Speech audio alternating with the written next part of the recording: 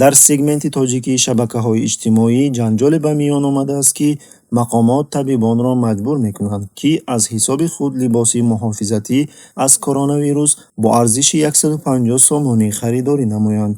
Истифодабаранда бо номи Лола Яқубова номае бо ғазаб нашр кард, ки дар он навиштааст: табибон маҷбуранд либосҳои муҳофизатиро ба маблағи 150 сомонӣ харидорӣ намоянд. ин маблағро аз куҷо дастрас мекунанд? кӯмаки башардӯстона дар куҷост? оё кӯмаки башардӯстона барои фурӯш аст? ин бесару сомонӣ дар соҳаи тандурустӣ кай ба поён мерасад? ғайр аз ин, дар шарҳи гузориши мазкур садҳо нафар тоҷикон бо ғазаб ва тасдиқи ин маълумот шарҳҳои худро гузоштанд. Истифодабарандаи дигаре бо номи Марҳабо дар шарҳ менависад: ҳама чизро худам харидам. Ниқобҳо, антисептикҳо, дастпӯшҳо ва кӯлоҳҳоро дар давоми ҳар 2 соат иваз мекунам. Либоси муҳофизатӣ то ҳол супориш дода нашудааст. Ёдрас мекунем, ки қаблан Иттиҳодияи Аврупо ба Тоҷикистон барои мубориза алайҳи коронавирус 48 миллион евро ҷудо карда буд.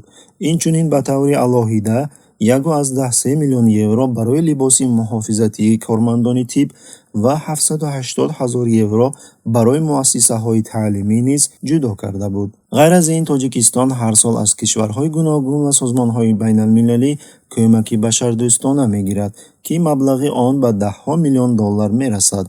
Масалан, танҳо дар 7 моҳи соли 2019 ба Тоҷикистон ба маблағи зиёда аз $35 миллион ёрии башардӯстона аз ҷумла орд, равғани растанӣ, доруворӣ, ҷиҳозҳои тиббӣ ва бисёр чизҳои дигар ворид шудааст. манбаи хабарҳо дар яке аз беморхонаи касалиҳои сирояткунандаи шаҳри Хуҷанд бо шарти ниҳонӣ гуфт, ки беморхонаи мазкур ҳеҷ гоҳ дорувориҳое, ки дар доираи ёрии башардӯстона гирифта шудааст, ройгон намедиҳад. яъне беморон ҳамеша барои ҳар як дору пардохт мекунанд.